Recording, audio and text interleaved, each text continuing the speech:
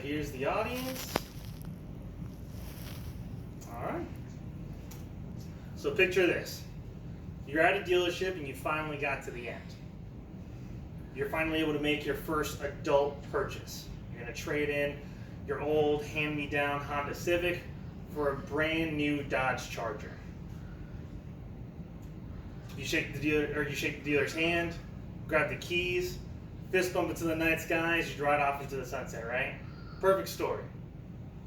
Except 3 months later, you find yourself, you're noticing that the shine is faded, the new car smell's gone away, and now you're with a car that takes more gas to get from point A to point B, as well as is pushing you on a monthly basis, or the monthly payments pushed month to month. Now, financial situations like this occur much more often than you think. Most people think that financial literacy is taught at the home. Solomon, an advocate for financial literacy, actually has some statistics that show that that may not be the best thing. Only 40% of Americans create a budget. He also says that 43% worry about not having enough funds for an emergency or savings.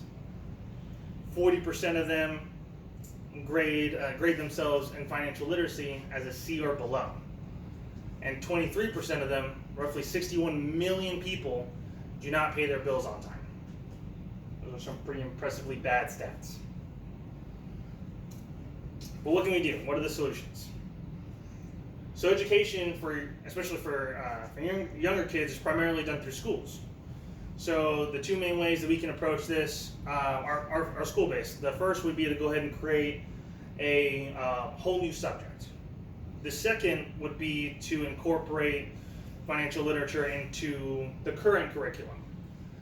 The first has a bunch of positives as far as being able to test at a state level. Thus, you can go ahead and make sure that you're keeping everything consistent, as well as showing the effectiveness of the course. Not only that, but you have qualified teachers that take courses to make sure that they have the knowledge to be able to teach those classes. Thirdly, if it's a mandated course for graduation, the students would have to take the class seriously because it could be part of what it would take to move on to the next level. The second way to do it would be to incorporate it within the classroom. And now this is more financially easier to do.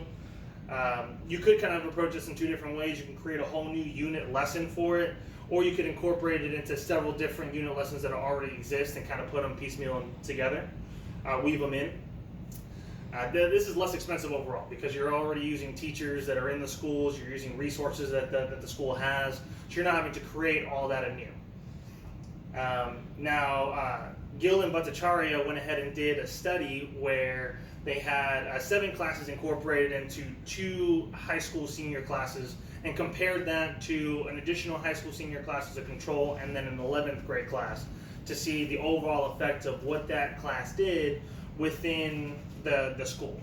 And the results showed that even with just those 7 classes, you were able to see a significant difference in financial literacy and knowledge within just a small period, which goes to show that both ways are true. You can go ahead and put them in a complete unit lesson, or you can go ahead and weave them into all the other courses. Now let's replay history a little bit.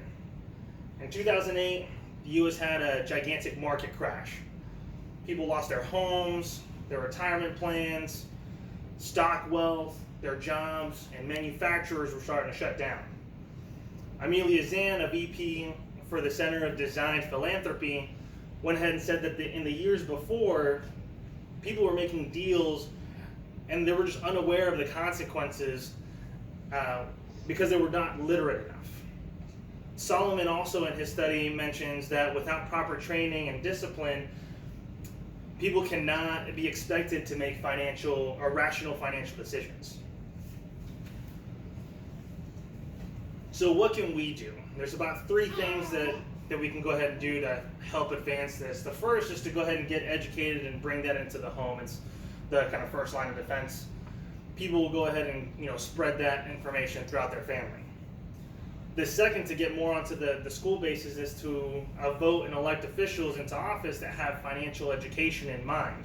Hopefully that then spreads into more funding for schools to be able to incorporate this within their classrooms. And then the third would be to go ahead and get involved yourself into things like PTOs, parent-teacher organizations. Making sure that your ideas are heard and that you can, get the message out there. They do go ahead and say that the squeaky wheel gets the grease. Thank you.